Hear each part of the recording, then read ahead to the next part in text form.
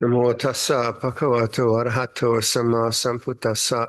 Namo tassa bhagavato arahato samma sambuddhassa. Namo tassa bhagavato arahato samma sambuddhassa.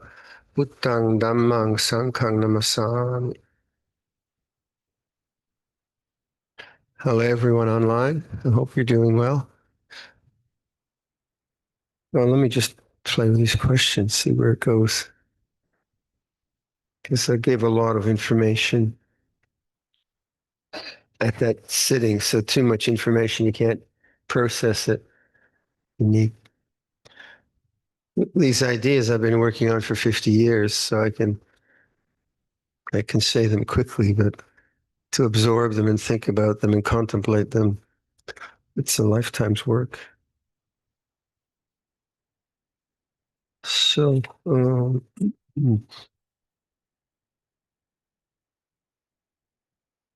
what's an open heart? How does it feel like? Generosity is an open heart. What does that feel like? Forgiveness is an open heart. What does that feel like? Gratitude is an open heart. What does that feel like? Love is an open heart. What does it feel like? Forgiveness is an open heart. What does it feel like? Compassion is an open heart. What does it feel like? Take your choice. Um, so sometimes people in the structured metta bhavana, they can't connect to that. So sometimes people just connect to gratitude. They just remember someone they love and feel gratitude. Or they bring up a memory of someone who's been kind to them. The open heart's always there unless we're really, really dysfunctional. But sometimes we don't enhance it. We don't emphasize it. If someone comes up to you and they're really kind, your heart opens, mostly unless you're really lost.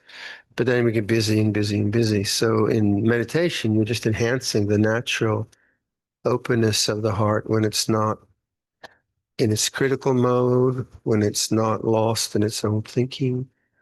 Um, so what does a gratitude feel like? Or compassion? I think like with the angel group, I shared a rather strange practice. I did this year. And it's I wanted to, all these atrocities and wars that we're experiencing now in the world. I wanted to bear witness in some way. So I decided to uh, take some pictures. I don't know if I talked about this last year, but hopefully everyone's forgotten and I can say it again.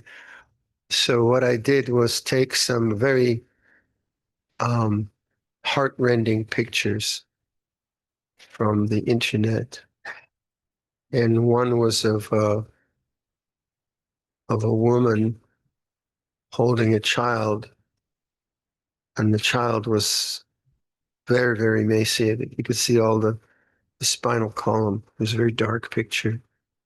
And I just wanted to experiment. What is compassion as opposed to outrage, worry, anger, and I focused my eyes on the picture and let it come to me. And this is a shocking picture. But then if I didn't go to thought, then it struck me here. Where else would it strike me? And then I just tried to stay there with that. Now, if I went to thought, then my thought would pick up whatever the causes of that were and the injustices of it, and how is she going to, what's going to happen. So that would be thinking. That would not be compassion. And I found that really very, very impactful. And then I took another. I did about three, and I just kept stimulating the heart chakra with, what is compassion? What does it really feel like? Not that I don't know. That was very powerful exercise. And then I contrasted that with a mudita picture, And mudita means joy for those who are watching. And this is a picture of one of my favorite holy men, monks, His Holiness the Dalai Lama. And this was a very, the colors were very beautiful. His Holiness was wearing a robe with a yellow wrap, beautiful yellow color. And who should be at his feet? This was taken January this year. And one of our monks, Venerable Amersiri, was giving His Holiness a picture. So you have the picture. There's His Holiness, and there's Amersiri at his knees, and a few attendants around behind him. And Amersiri has given His Holiness a picture of me, taken in 1990, giving His Holiness, same holiness, a kata, a white scarf, as they do in Tibetan tradition. I'm offering it to him. And this was in Wellington so many years ago. And so you have Amersiri is absolutely radiant with joy. His Holiness is taking the picture and putting it to his forehead. And everyone around is smiling. And wow. Yeah. But it's the same heart, isn't it? It's the same open heart, different emotional tone, obviously. And I would go, I'd say, well, yeah, that's the heart. Yeah, that's the heart. It was an interesting just exercise to see what does a visual image do and how does that affect me. Anyway, so I do that sometimes. But this isn't your classic lists. I've never liked the lists. I've never been good at that. But I do like pictures, and I like stimulating the heart in that way. In the Sri Lankan tradition, the Thai tradition too, quite often people will offer dana in memory of their mom or dad that die every year. And so I talked to, yeah, we were cooking for mom. We cooked all her favorite food. Mom's gone, they've been gone 10 years. But every year they do this, and they cook the favorite food, and then they offer it to the monks, and they think of their mother. That opens the heart, gratitude. There's so many ways to do it and remember it. And then as meditation, I just like to hang out there and encourage that. I just find it's a place where there's no desire. When I'm in the heart, there's no desire. It feels like consciousness is fulfilled. There's no need for anything. That's what I find. But it's not like I'm totally woo-woo with love, right? I'm not weeping tears. It's actually very ordinary, but it is very, very beautiful. So how do you encourage that in your own life? It's obviously important. How do you do that? Um, many ways to do it. Luangpor, if one is gradually sick and tired of a collective of sensual pleasures that he or she is used to, that is a state of nirodha. How does one take it to total abandonment? I wouldn't say that's nirodha. I see that's just being sick and tired. How do you get nirodha out of that? It sounds like you're just sick and tired. What is nirodha? Nirodha is when the mind has when there's no desire in a moment. When the mind is just relaxed, open, attentive, and with the way things are, there is cessation of craving, no wanting. Well, this just sounds like a kind of assumption, a kind of a mental construct of what nirodha means, and then how does one take it to total abandonment? It's another mental construct that we have. So we have all these ways that we talk about these things, and then we assume we know what that means, and then we equate our experience to that, and so on. But to me, feeling sick and tired doesn't seem very wholesome to me. I guess I'm fed up with my wife. I'm out of here. What's that got to do with it? Whereas Nero is very wholesome, it's very beautiful. You know, when you don't have desire, isn't that the most beautiful thing? You're at home. I'm here. So then, and like, how does one take it to total abandonment? Well, that's a whole sense of self again. I am someone now wants to really just chop this thing off and end it all until it's still to me it's still Sakkaya Ditthi. But in that moment where the mind is freed from bhava vibhava and not distracted, what is that? And you get in tune with that, and you're better and better at tuning into that. And that's beautiful. That's beautiful. It doesn't have this kind of sense of vibhava tanha in it. You know, it doesn't like, I want to destroy this. Like people will come to me and they'll say, "Ah, Bhante, I just want sotapatti. I don't want to come back again." I said, "Really? You hate your family that much? Or is the world really that bad for you?" So it's a kind of annihilation philosophy. Oh, I don't know. I don't know. I mean, I just like it doesn't seem very happy state of mind. Whereas the road is very happy because when the heart is not, when the heart doesn't want anything, what lao, that kind of a thing. So be careful not to make Theravada Buddhism a sort of negation of life. You wouldn't want that. You know, where you know this life is a bummer and then you die kind of thing, right? How can you make this life something? This rebirth is really we're really lucky to be reborn. We're really lucky that we can give and we can serve and we can reflect and we can contemplate. So there's a kind of a sense of our good fortune. And you know, again, we're not in a war zone, so I can talk this way. Um, as opposed to a kind of negation of life. Is are we when we're letting go of craving, are we negating life? Is that what we're doing? Are we negating the sense experience? We say that the sense experience is bad? I don't think so. I mean, I don't.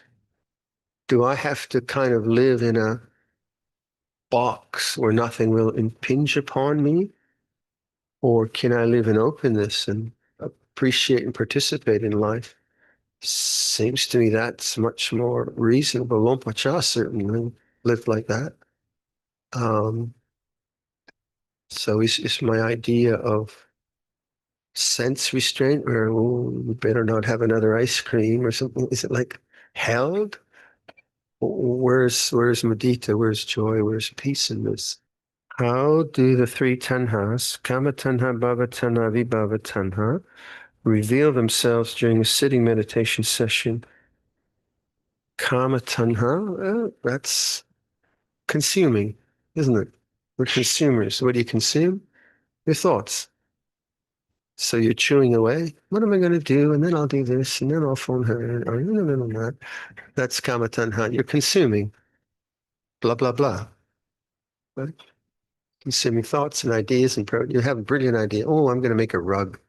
When I get back, I'm going to make the most beautiful rug. It's going to be this and that's kama tanha.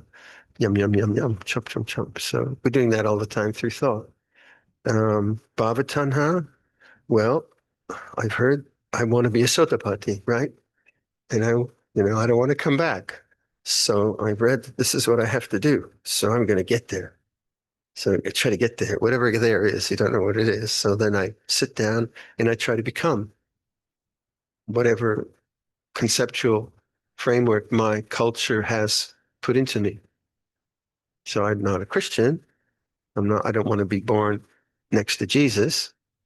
I've got a different cultural piece, and I never want to get born again or whatever. And then I enact that and try to get it. Or I read about someone who's had some fantastic meditation experience, or I had a meditation experience, and I try to replicate that. And that's more common. So last year, you had a really cool meditation experience for 1 hour, and then you've been trying to repeat it for the next 3 years. That's common, isn't it? And that's bhava tanha. Bhava tanha. And it was so good, that meditation. It was so good. And I haven't been able to get back to it, Bhante and Bhavatanha. So, and then Vibhavatanha is trying to get rid of your thinking. Yeah? Shut up, will you? Leave me alone. Be quiet. I got to do more anapanasati, or getting rid of your pain, or whatever it is. So it's happening all the time. Very quick. Karma. So karma is basically, I would say, preoccupation.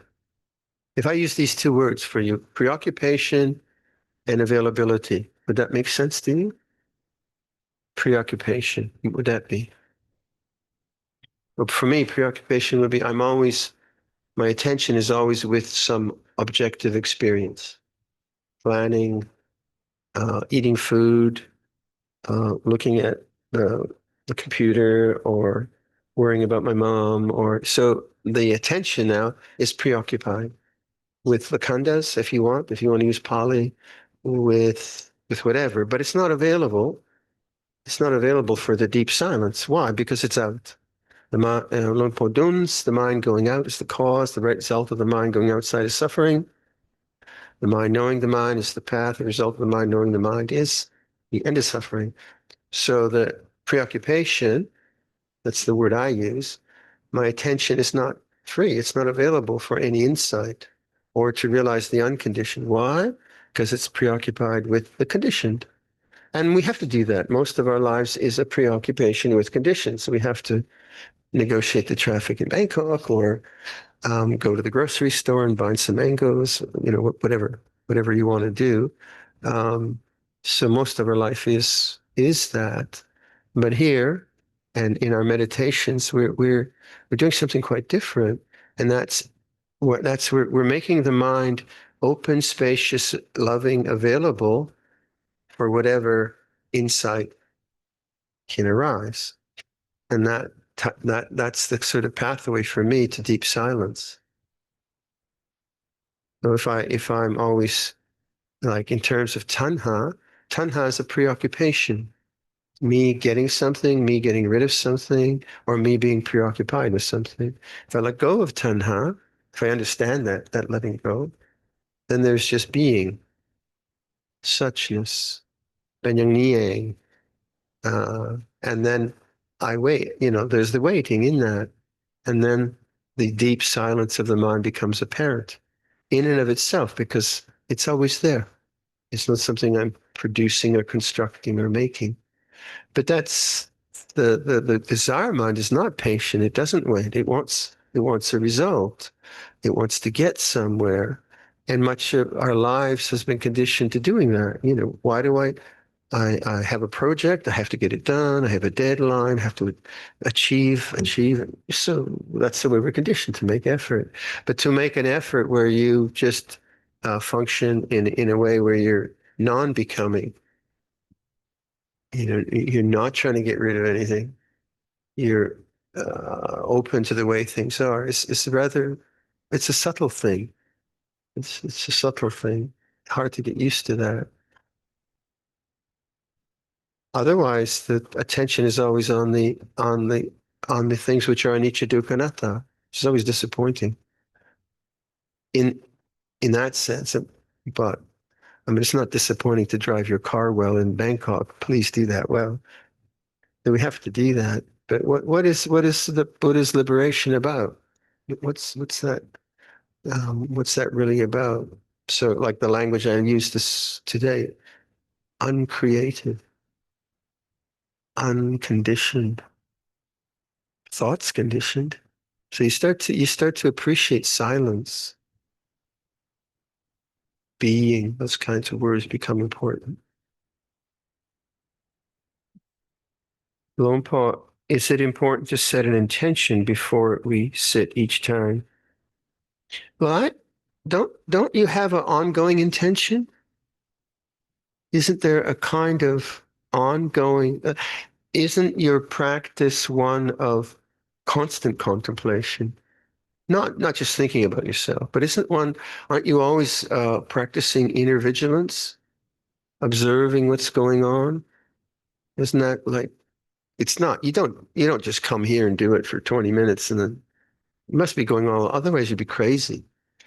Right? So that it seems to me that that kind of inner vigilance, inner observation is something that a meditator is involved with all the time. So that's an intention. And that intention has been set up because you're interested. That's an intention. And don't you also tend to have a theme? Like, isn't there something about your character you want to understand better, you're working on? Or maybe it's like the sound of silence, or maybe it's about how your heart contracts. I find that I'm always contemplating something about the way the mind is working. Not just analyzing, but just observing. How does this work? And that seems to me that intention just carries on in your meditation. So certainly there's an intentionality to understand.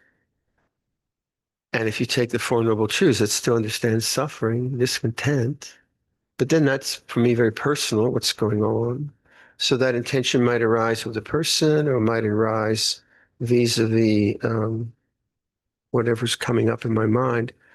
You might set an intention that you would want to do a specific practice. That's the usual way we talk about intention. But I think it's a broader thing. I think it's something like it's just the contemplative is always has a sense of inner vigilance. What's going on? Why does it work? Where's the space? Where's the heart? I mean, that's the way I operate. So it's not just like specific. Sometimes I'll do a specific thing, but I don't tend to do that. I just observe, and then intentionality arises according to conditionality, whatever's going on. I know that's not very helpful, but there we go. Can you kindly explain the difference between mindfulness and awareness? Uh, Two words. Um, so some people really like to kind of chop words up. I don't. So sometimes mindfulness is like anapanasati, mindfulness of in and out. Sometimes mindfulness is used in a thematic way. Mindfulness of anicca sanya, that way. But then I might say, be aware of your breath too. So sometimes, like people who like to, give words a very, is it dogmatic? Is that the word? A dogmatic definition? I don't know what the word is, but the danger there is that, well, am I being mindful or am I being aware? It drive you crazy. It really will. Don't do that because you're just going to doubt. So I kind of get the picture. Thanks. And a scholar would look at me and say, "Boy, you don't know anything. There's a real difference." Well, maybe, but the thing about language is that are we trying to replicate something in our minds with language? Or are we just choosing a few words and then using those words to understand ourselves? That's what I do. And then there's a lot of language in Theravada, which I've never used much. It's there and I've read it. Okay, I get that. But it's not like, it's not the chisel I use all the time. And like the word preoccupy and availability. That for me is the way I've figured out letting go, non-grasping. And that's the two words I use a lot. So they're my favorite chisels in the woodwork. And then other words I don't need. So I don't have to know all the words in the Pali Canon. So sometimes if you're very academic, then you try to get like you try to understand each word in its own, but you can get very, very too much in the head. You get very, very wordy. You need some, obviously. We have an intellect. You need some. How much do you need? Uh, whereas the way I was taught was that you take the language of the text in a not in an encyclopedic manner, but in a very focused manner. So you take the word vibhava tanha and you work with that for a year. rather than going into all the texts which define Vibhava Tanha and all the commentaries which define Vibhava Tanha and becoming more and more and more intellectual about that word, but not maybe seeing what that word is in your heart. That's the way I've taught. But then I'm more of a weaver than a thinker. I like to work with my hands more. Some people need more definition, some less, but please don't get caught up in figuring out the exact meaning of a word. Just figure out, what does that word mean in terms of my experience rather than in terms of itself. And then find the words which work for you. It doesn't have to be that many, actually. At least that's the way I operate.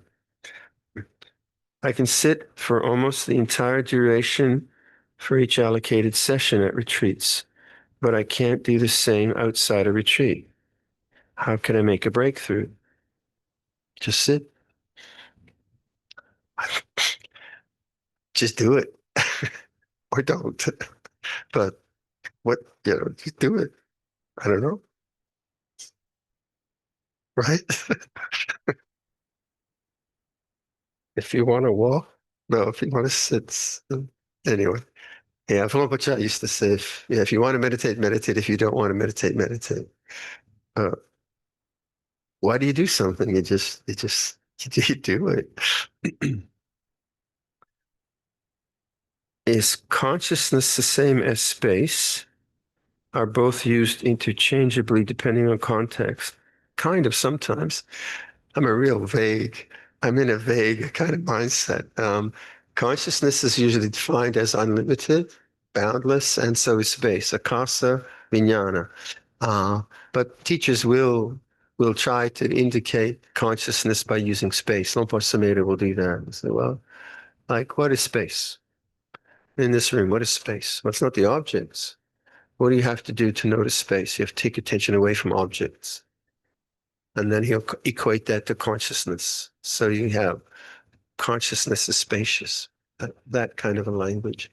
But both of them, I think, in the text are defined as boundless. So does consciousness have boundary? Does space have a boundary? Is consciousness like limited to here? Well, if you think that the consciousness is in the brain, which much of modern science thinks, then that would be the perception you'd have. And that would be the idea you'd have. But when you actually look at your experience of life, does not the body arise and cease in consciousness? That's what I experience. I don't experience the consciousness in my head. Like if I do the body meditation and I'm just witnessing my brain or body, the body is a vibrating thing in consciousness, in awareness. That's my experience. Now, I don't know what happens with death. Maybe I'm wrong. Maybe there's just a black hole. Maybe not. So then I can say, well, okay, consciousness is the knowing. Now, has consciousness got a boundary? Well, no, I can't. I can't touch an edge. I can't touch a bag, and I can't give it a quality. And that's the way I've explored consciousness or awareness. I've just played around in those ways, because usually that's not something that we explore. We explore objects. So it seems like a bit of woo-woo to talk about that. But actually, it's a very interesting kind. I found like that exercise I would do. I'd say, okay, does awareness have a center? I can't find it. A fixed point. You can say, oh, I am aware, but that's a thought. But actually, awareness itself. And then I'd say, does it have a boundary? Nope, because it's not a quality. It's not an object. And then I'd say, is it separate from objects? So is it separate from this mic? No. It's the same as this mic. No. Then what does that do? It drives you crazy, among other things. But you begin to see that awareness is, consciousness is, and it allows for the arising and ceasing of objects. So then the investigate, oh, okay, what about abiding as awareness? Maybe that's my identity. Maybe that's who I really am. Maybe I'm awareness rather than as a body and these emotions and these thoughts. I begin to have a different kind of identity. I begin to and then from that I can see, oh, that's desire. Desire wants to be with an object, to do something. So I can I know Ajahn Sumedho will use the analogy of space to talk about consciousness like that. How does one experience Dhamma Vicaya, investigation of Dhammas during meditation? The word investigation seems like a verb, i.e., I do something during meditation rather than be experience. Please, could you give explanation about Dhamma Vicaya? What's wrong with doing something? I don't get it. Like you're not supposed to do anything during meditation? Really? Why not do something? Dhamma Vicaya means investigation of Dhamma, of truth. So you're feeling like you're stuck. I'm stuck in meditation. You have the feeling of stuckness. Okay, what does stuckness really look like or feel like? And you observe stuckness. That's Dhamma Vicaya. I don't quite know where the person's coming from. It, like as if doing something is wrong. Maybe that's a kind of idea that you have in shunyata. There's no one doing anything. Maybe that's where it's coming from. But we do stuff. But then maybe it's just coming. Wait, I think I know this person. But maybe the person is coming from the idea of too much doing. That happens. So you're just always doing something, and never resting your mind. But Dhamma Vicaya is simply kind of investigating what's happening in different ways. Um, there's a talk about how to help a Christian person, which I don't think is appropriate here. And then this morning you taught us to use an object when we practice metta bhavana. Can the metta be generated while we are in samadhi? Huh? Um, well, I define samadhi as the open heart and the quiet mind. And to me, the open heart is a part of samadhi. It's like water. You have pure water, and it's both clear and wet. The open heart's the wet. The quiet mind is the clear. So to me, they're part of one package. So when this person says we are in samadhi, obviously I don't use the word the same way as they do. To me, it's a much more ordinary kind of a thing. So like when my heart's open and my mind's quiet, and that's sustained. That's to me samadhi. and then so to me, there's no real difference. There's no separation. It's a part of that kind of a mind. So I'd have to ask this person, what do you mean by when you are in samadhi? There'd be some definition of that. Some kind of absorption, I suppose. Um, I'm not very canonical, am I? Um, so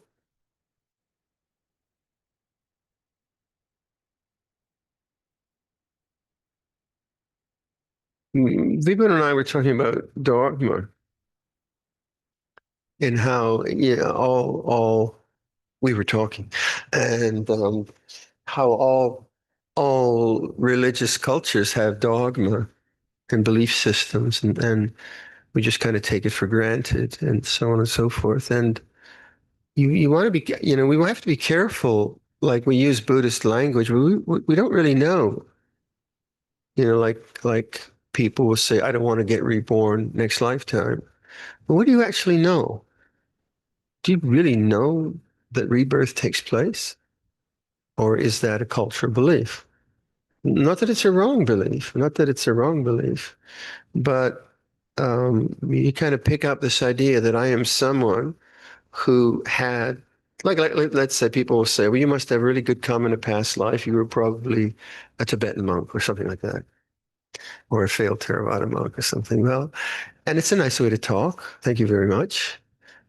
But I don't know that. I don't know that. And that's a cultural perception. That cultural perception doesn't exist in a Christian community.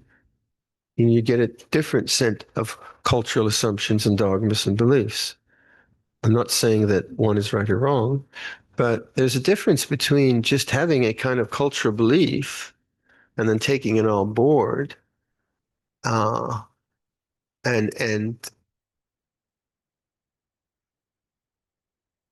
freeing the mind. So if you take the idea that I do not want to be reborn again, as a cultural idea,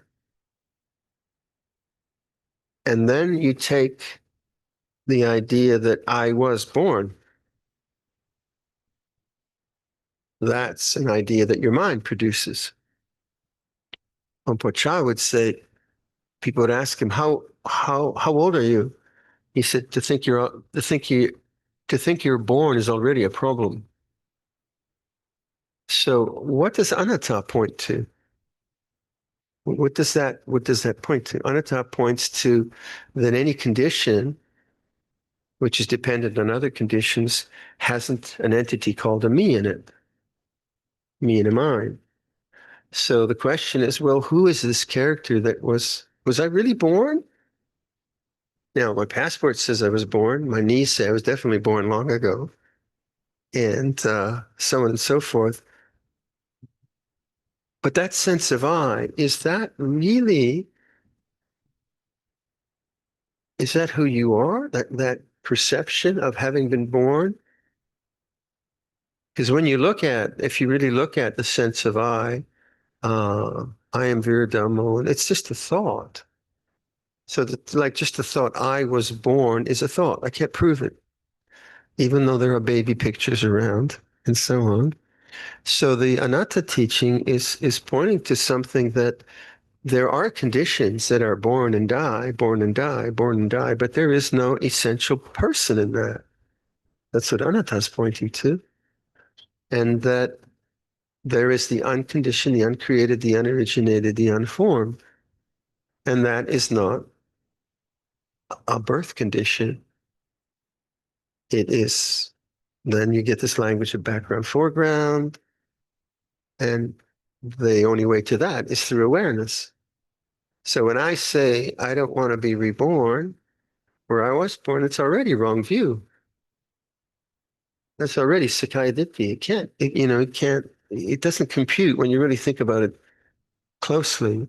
Now, obviously, you don't go to the immigration office and they ask you when you were born. I was never born. There is conventional reality, and we talk in conventional terms. But what is this teaching of anatta really about?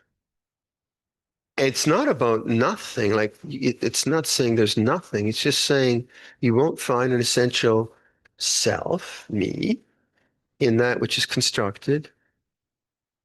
It's not there. So if you look at your like memories come and go. There's no essential being. You look at all of that, you begin to see there's awareness of change. So culturally, you have this idea that, like we were talking about, I want to be a Sotapatti and never want to get born again. That's already wrong view. That's already wrong view. But if you just realize that the sense of self is something that comes and goes in any moment, and you witness that, and you say, well, what didn't arise, and what wasn't born, and what didn't die? You see, it's awareness. Then I think you're using anatta accurately. I think you're using, for me, that's very, very important. Um, to say I am anything to me seems wrong view. I am a Sotapatti or I am not a Sotapatti, Patirati. That's already wrong view. I'm anything. I am a man. Yeah, there is maleness that I experience. There's experience of maleness and femaleness in old age. But is that who I am? Am I a man? Well, no, there is maleness, but there's awareness of maleness. There's awareness of old age. There's awareness of toothache. There, whatever you want. But is that who I am? Am I this body? Am I the emotions? Am I cultural forms? Or is there just the knowing of that? So anatta is a very, it's a very difficult teaching, but we do have to take it on board if we're going to be take this teaching deeply. Anatta does not say that there is nothing. It just asks you the assumption that you were born. I mean, that's a pretty logical assumption, isn't it? Of course I was born. Well, the Buddha's saying, well, are you sure? Is that who you really are? Are you the body? Is that who you really are? Or maybe you're not. Maybe, awareness is your real home. That's what I think that's the idea of your real home. Um, so when that kind of language comes up, we're always going to play with that rebirth language. But when you're more serious, you think, do I really want to go there? I know for myself, I have is it a fear? It's not a fear, an apprehension about creating myself as someone who will be reborn. Like I'm going to create my own story. So I really shy away from any sense of a self being reborn because I don't believe in it myself. Now, we have rebirth, right? It's in the teaching, it's canonical, but we never get the answer. What is it that gets reborn? We get like imagery like a candle flame, one candle to another. So the point of Buddhism to me, like I could never understand why people are so interested in rebirth as opposed to the end of rebirth, to the realization of the deathless. So to be I've never like when someone says you're going to have a really good rebirth, I said, what does that mean? Whereas if you tell me that right here and now there is something unborn, uncreated, unoriginated, now what is that? Well, that's really interesting for me. And that's something I can look at right here and now. Does that make sense at all?